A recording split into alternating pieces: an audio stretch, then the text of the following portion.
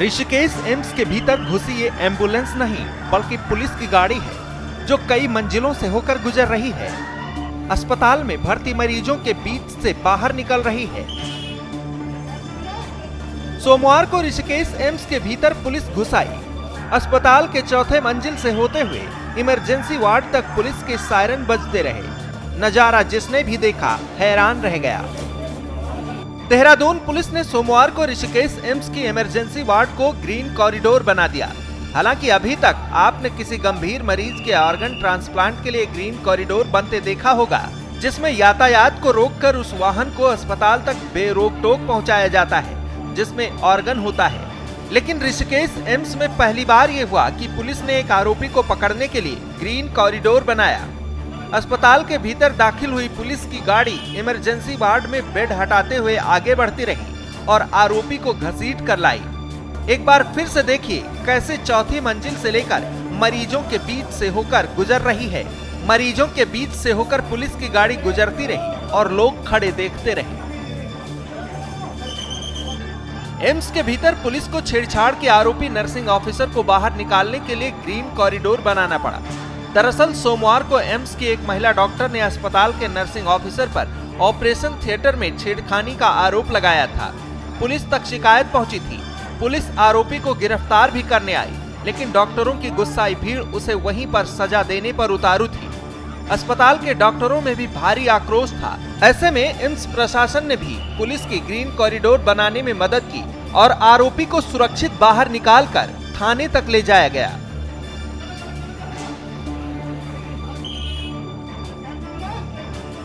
Actual में वहाँ इतना आक्रोश था कि जो भीड़ थी वो जो मुलजिम को पकड़ के किसी भी तरह से मारना चाह रही थी और ये भी एक बड़ा अपराध हो जाता। तो एम्स प्रशासन ने पुलिस को एस्कॉर्ट करके वहां ले गए ताकि उनको सेफ ग्रीन कॉरिडोर के माध्यम से बाहर निकाला जाए कि भीड़ के हत्थे न चढ़े। ये है, इसमें कोई एम्स प्रशासन के द्वारा ही एस्कॉर्ट करके ले गए।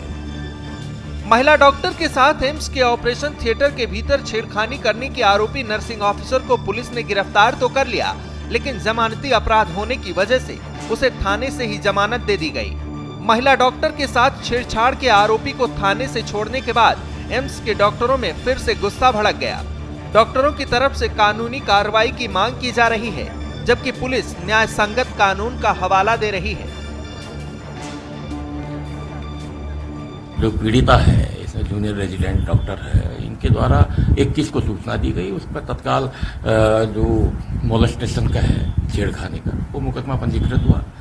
और क्योंकि एक बहुत बड़े इंस्टीट्यूशन से जुड़ा हुआ प्रकरण है और जो जूनियर रेजिडेंट डॉक्टर है उनमें भी आक्रोश था कि इनके खिलाफ सख्त कार्रवाई किया जाए। और पुलिस के द्वारा फिर वहाँ की गंभीरता को देखते हुए तत्काल उसको गिरफ्तार करके थाने पे लाए। और उसके बाद क्योंकि 3 साल से कम की सजा का प्राविधान है और माननीय सर्वोच्च न्यायालय के द्वारा भी इसमें दिशा निर्देश दे रखे हैं कि इसको गिरफ्तार कर जेल नहीं भेजा जाएगा, तो लिहाजा उसी के निर्देशों के क्रम में उसको 41A का नोटिस देकर फिर थाने से छोड़ दिया गया था। वहीं इस घटना को लेकर एम्स के डॉक्टरों का गुस्सा गुरुवार को भी नहीं थमा। डॉक्टरों ने आरोपी नर्सिंग ऑफिसर की बर्खास्तगी की मांग करते हुए डीन ऑफिस के बाहर धरना प्रदर्शन किया। डॉक्टर लगातार विरोध कर रहे हैं। डॉक्टरों के विरोध के आगे आखिरकार एम्स प्रशासन को झुकना पड़ा। एम्स प्रशासन की तरफ से आरोपी को निलंबित कर दिया गया है, लेकिन डॉक्टर्स आरोपी की बर्खास्तगी को लेकर अभी भी अड़े हुए हैं। मेरा नाम डॉक्टर सावन है।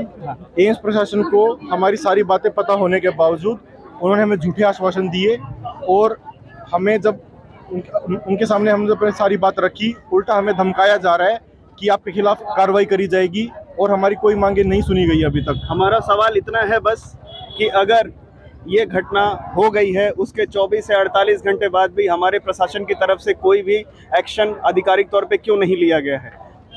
हमें क्यों धरने प्रदर्शन पे बैठना पड़ रहा है? हमें क्यों बोलना पड़ रहा है? ये उनका काम था, ये उनकी चीज जानकारी, ये उनकी जिम्मेदारी थी कि इस चीज को संज्ञान में ले और इसके लिए कार्रवाई करें। हम संडे की शाम को मेरी कलीग के साथ में ऑपरेशन थिएटर के अंदर एक नर्सिंग अधिकारी द्वारा यौन उत्पीड़न किया गया।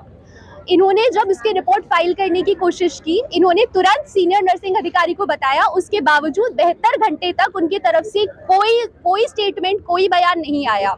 इन्होंने जब एफआईआर फाइल करने की कोशिश की तो उन्हें दबाने की कोशिश की। ये बोला गया कि तुरंत एफआईआर फाइल करने से केस वीक होगा, आप एफआईआर फाइल मत करो। इन्होंने अपनी कोशिशों से अपने घर वालों को बुलाकर अपनी कलीग्स की सहायता से एफआईआर फाइल करी। उसके बाद में भी 354 के अंदर एफआईआर फाइल होने के बावजूद अभियुक्त आज सड़कों पर खुला घूम रहा है। ऐसा क्यों है, हमें इसका जवाब चाहिए। प्रशासन की ओर से हमें इसके लिए कोई सपोर्ट नहीं मिल रहा है। ना प्रशासन एफआईआर में पार्टी है, प्रशासन की तरफ उल्टा हम लोगों को खाली एम्प्टी प्रोमिसेस, लूज टॉक्स दिए जा रहे हैं कि सब ठीक हो जाएगा, 3-4 दिन में ठीक हो जाएगा, अभी काम पे वापस चलो। एम्स प्रशासन का ये भी कहना है कि फिलहाल आरोपी को निलंबित कर दिया गया है। रही बात बर्खास्तगी की, तो इसका फैसला उच्च स्तर पर बैठे अधिकारी ही करेंगे। इसके लिए एम्स निदेशक को भी पत्र लिखा गया है। अब इस मामले में आगे क्या होगा, इसका सभी को इंतजार करना होगा। लेकिन एक बात तो तय है कि जिस ऋषिकेश एम्स की प्रतिष्ठा पूरे देश में बढ़ती जा रही है, उस एम्स में महिला डॉक्टर के साथ ऑपरेशन थिएटर में हुई छेड़खानी की घटना ने उसकी साख को बट्टा लगा दिया है। यही नहीं, ऋषिकेश एम्स के ही 2 डॉक्टर को 3 दिन पहले पुलिस ने सॉल्वर गैंग के लिए काम करने के आरोप में भी गिरफ्तार किया गया था, जिसे लेकर भी खूब हाय तौबा मची थी।